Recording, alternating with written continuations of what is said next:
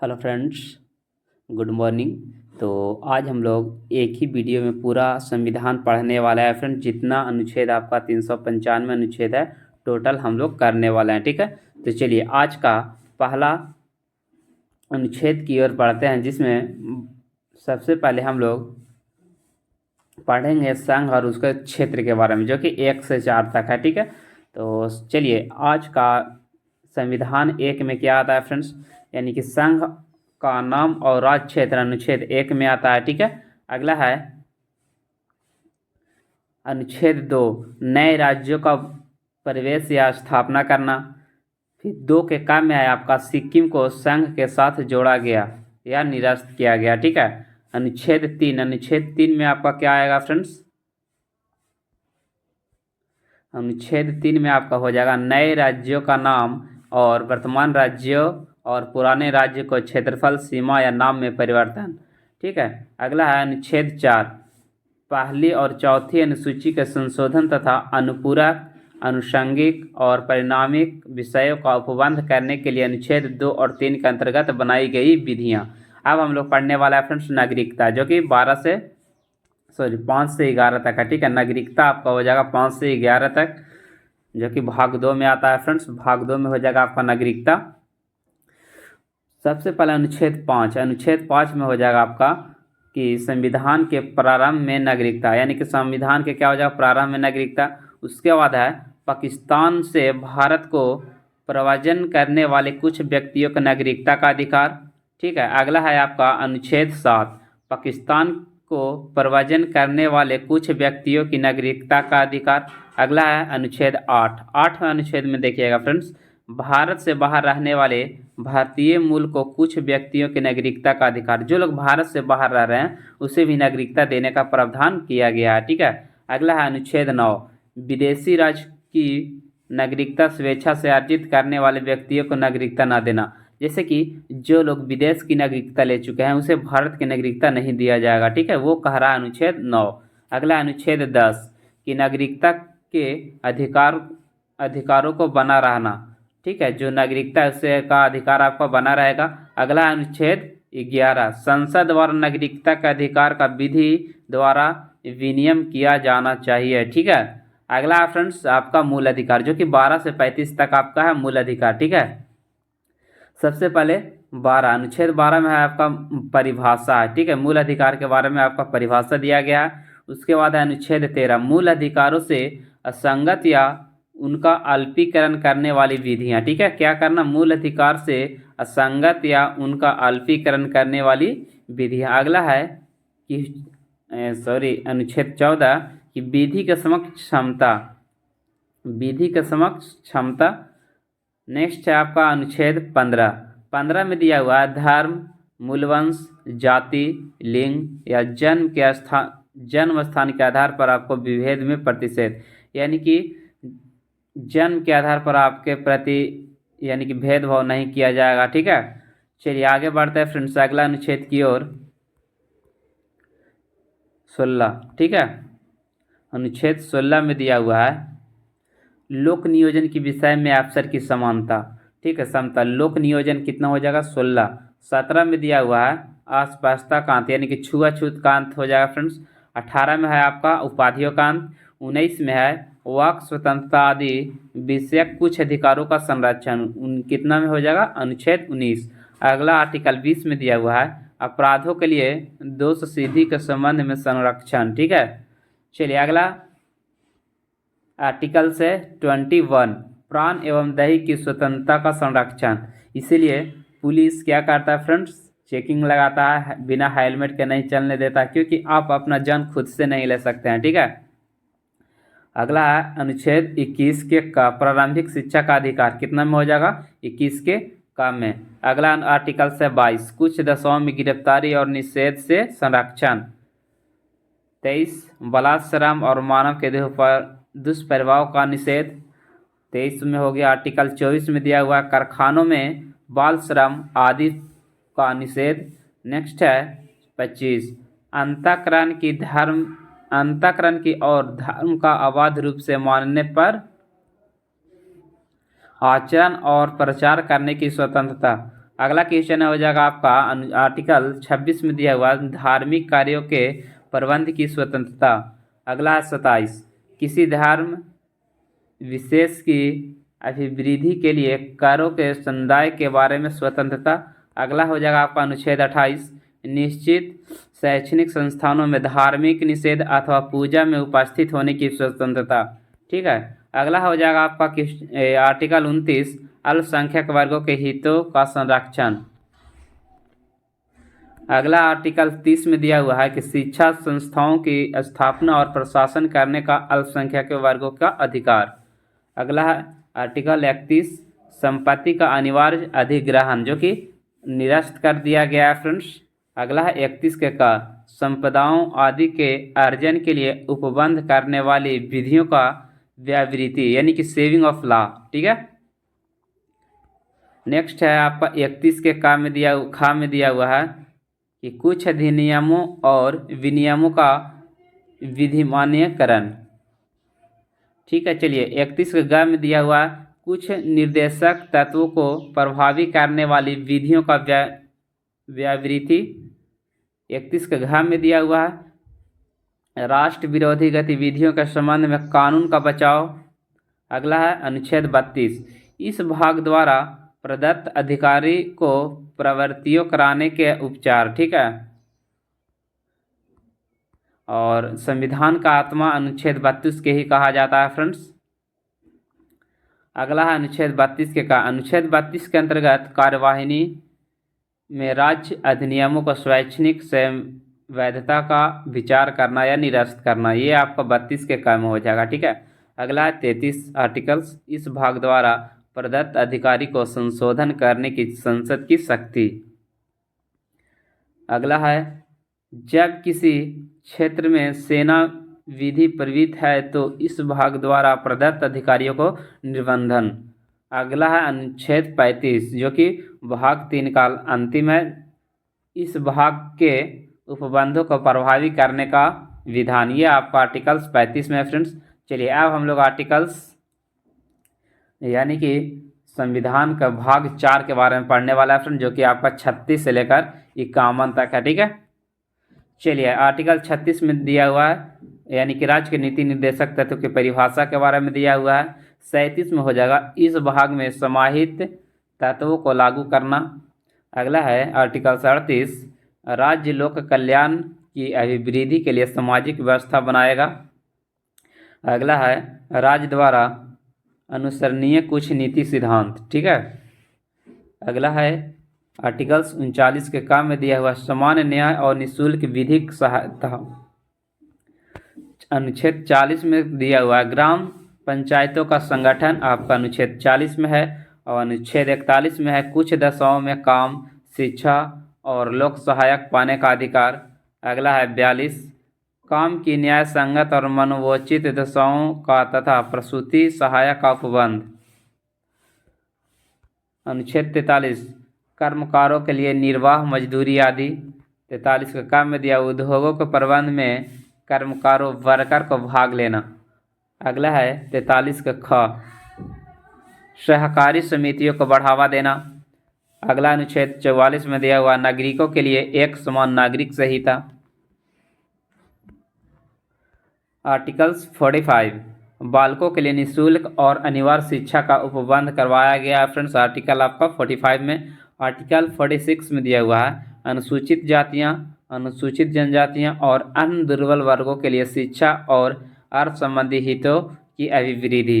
Next है आपका 47, पोषाहार स्तर और जीवन स्तर को ऊंचा करने तथा लोक स्वास्थ्य में सुधार करने का राज्य का कर्तव्य।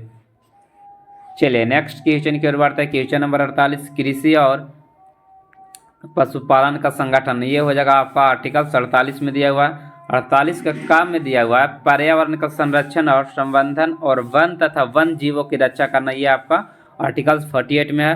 आर्टिकल 49 में दिया हुआ है आपका कि राष्ट्रीय महत्व के स्मारकों, स्थान और वस्तुओं का संरक्षण करना। ठीक है। नेक्स्ट है आर्टिकल 50, कार्यपालिका से न्यायपालिका का पृथकीकरण, यानी कार्यपालिका और न्यायपालिका अलग अलग होता है फ्रेंड्स, अनुच्छेद 50 के अंतर्गत। ठीक है। चलिए अगला अनुच्छेद 51 की ओर बढ़ता है फ्रेंड्स। 51 में दिया हुआ है मूल्य कर्तव्य। 51 के का में आपका हो जाएगा मूल्य कर्तव्य, और 51 में हो जाएगा आपका अंतर्राष्ट्रीय शांति और सुरक्षा की अभिवृद्धि। ठीक है, चलिए अब हम लोग पढ़ते हैं राष्ट्रपति और उपराष्ट्रपति के बारे में।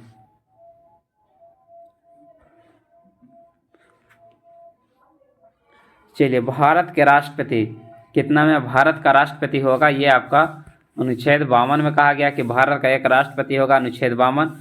और अनुच्छेद 53 में दिया हुआ संघ की कार्यपालिका की शक्ति, अनुच्छेद 53। राष्ट्रपति का निर्वाचन 54। आर्टिकल 55 में दिया हुआ है कि राष्ट्रपति के निर्वाचन की रीति। 56 में है राष्ट्रपति का पदावधि। 57 में है पुनः निर्वाचन की पात्रता। चलिए अगला आर्टिकल 58, राष्ट्रपति निर्वाचित होने के लिए अहर्ताएँ।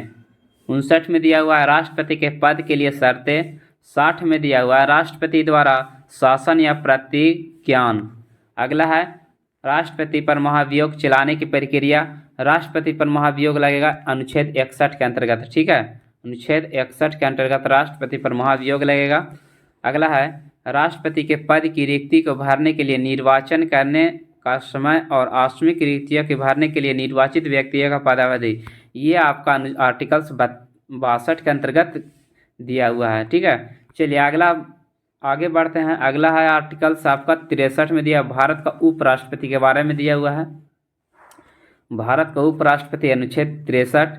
अगला है उप राष्ट्रपति का राज्यसभा का पदेन सभापति होना, ये आर्टिकल 64 में दिया हुआ है। अगला आर्टिकल 65, राष्ट्रपति के पद की आकस्मिक रीतियों के दौरान या उसकी अनुपस्थिति में उपराष्ट्रपति का राष्ट्रपति के रूप में कार्य करना या उनके कृत्यों का निर्वहन। आर्टिकल 66 में दिया हुआ है उपराष्ट्रपति का निर्वाचन। अगला है आर्टिकल 67, उपराष्ट्रपति की पदावधि। आर्टिकल 67 में दिया हुआ उपराष्ट्रपति की पदावधि।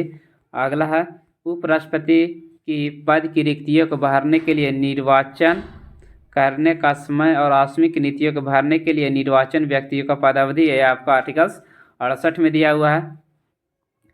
अगला है उपराष्ट्रपति द्वारा शपथ के प्रतिज्ञान। अगला है आपका आर्टिकल 69, उपराष्ट्रपति द्वारा शपथ का प्रतिज्ञान।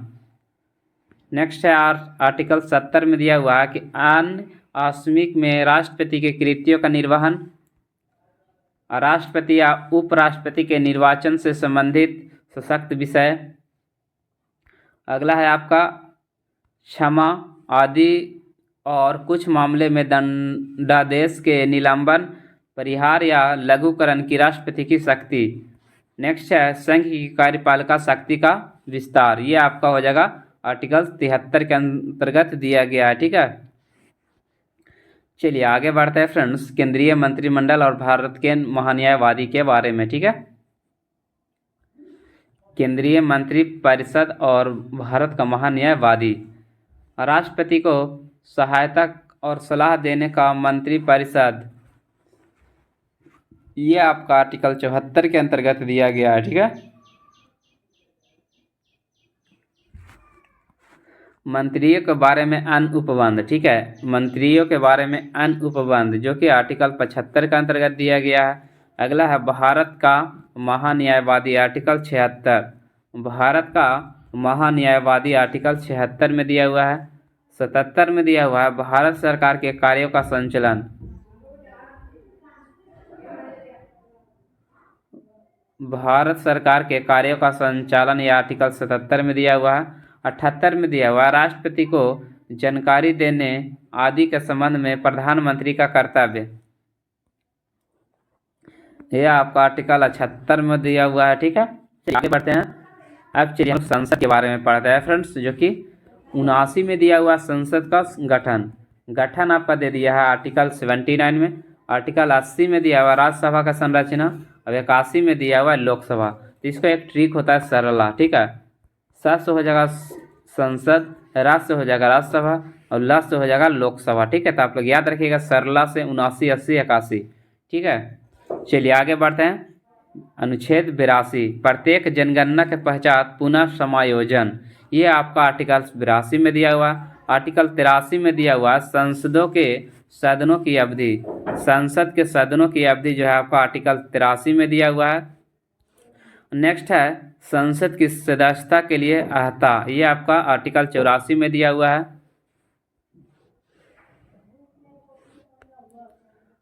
संसद के सत्र, सत्रावसान और विघटन, ये आपका आर्टिकल 85 में दिया हुआ है। ठीक है, अगला आर्टिकल 86, सदनों को अभिभाषण का और उसके संदेश भेजने को राष्ट्रपति का अधिकार, ये आपका आर्टिकल 86 में दिया हुआ है। अगला आर्टिकल 87, राष्ट्रपति का विशेष अभिभाषण, राष्ट्रपति का विशेष अभिभाषण, ये आपका हो जाएगा आर्टिकल 87।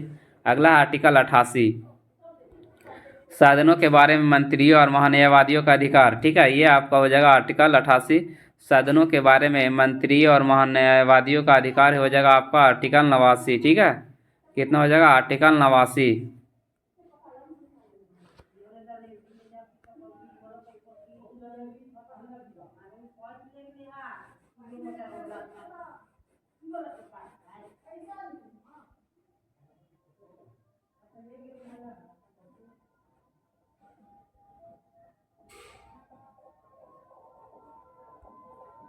राज्यसभा का सभापति और उपसभापति, ये आपका 89 में दिया हुआ है। ठीक है, और 90 में आपका दिया हुआ उपसभापति का पद रिक्त होना, पद त्याग या और पद से हटाए जाना, ये आपका 90 में दिया हुआ है। ठीक है, अगला है आपका 91, सभापति के पद के कर्तव्यों का पालन करने या सभापति के रूप में कार्य करने की उपसभापति या अन्य व्यक्तियों की शक्ति, ये आपका 91 में दिया हुआ है। ठीक है, अगला अनुच्छेद है 92, जब सभापति या उपसभापति को पद से हटाने या कोई संकल्प विचारहीन है तब उसका पीठासीन न होना।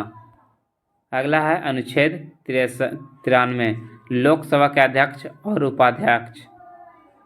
94 में दिया हुआ अध्यक्ष और उपाध्यक्ष का पद रिक्त होना, पद त्याग और पद से हटाया जाना। ठीक है, अगला है आपका 95, अध्यक्ष के पद के कर्तव्य का पालन करने या अध्यक्ष के रूप में कार्य करने की उपाध्यक्ष या अन्य व्यक्तियों की शक्ति। ठीक है, ये आपका हो जाएगा अनुच्छेद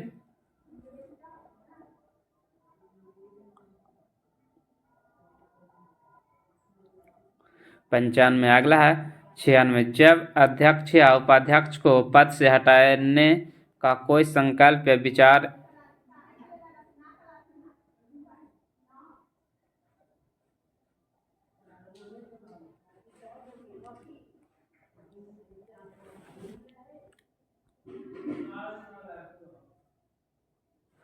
अगला है अनुच्छेद 97, सभापति और उपसभापति तथा अध्यक्ष के वेतन और भत्ते, ये आपका हो जाएगा 97। 98 में दिया हुआ है संसद का सचिवालय, ये आपका 98 में हो जाएगा। 99 में दिया हुआ संसदों द्वारा शपथ या प्रतिज्ञान, ये आपका हो जाएगा आर्टिकल 99 में। आर्टिकल 100 में दिया हुआ है सदनों में मतदान, रिक्तियों के लिए हुए सदनों का कार्य करने की शक्तियों का गणपूर्ति हो जाएगा 100 में।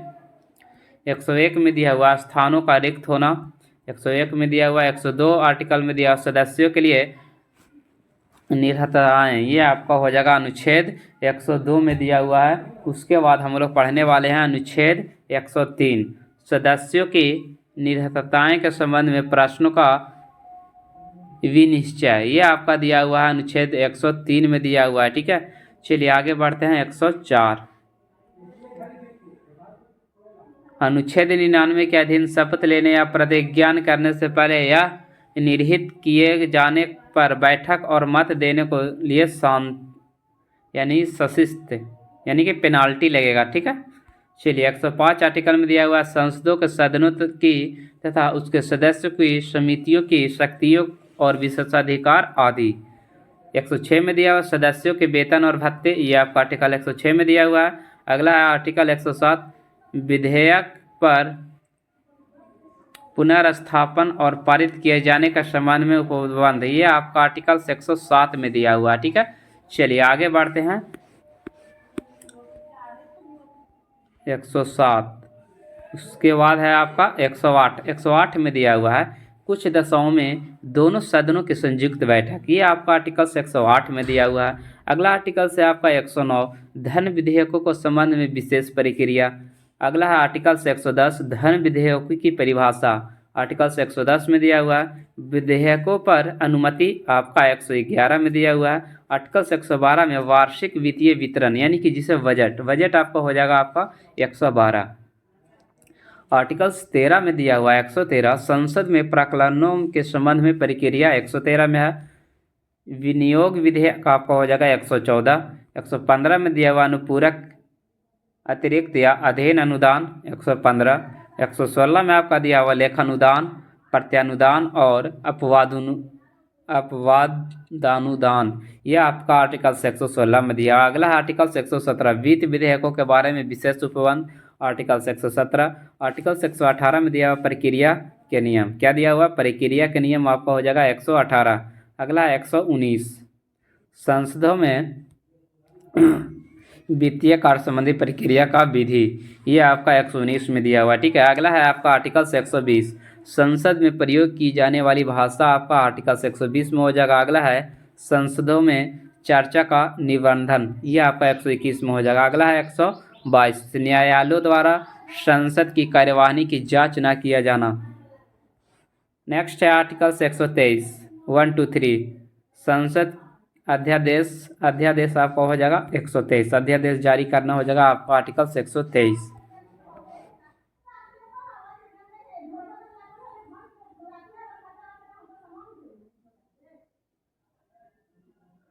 चलिए अगला है आपका आर्टिकल 124 उच्चतम न्यायालयों की स्थापना और गठन, ये आपका आर्टिकल 124 में दिया हुआ है। ठीक है,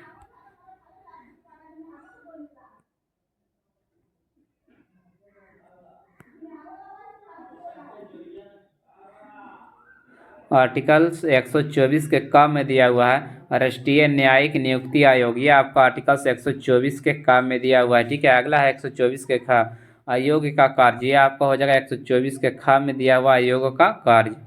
अगला है आपका 124 के ग में दिया संसद की कानून बनाने की शक्ति, ये आपका हो जाएगा 124 के ग में दिया हुआ है।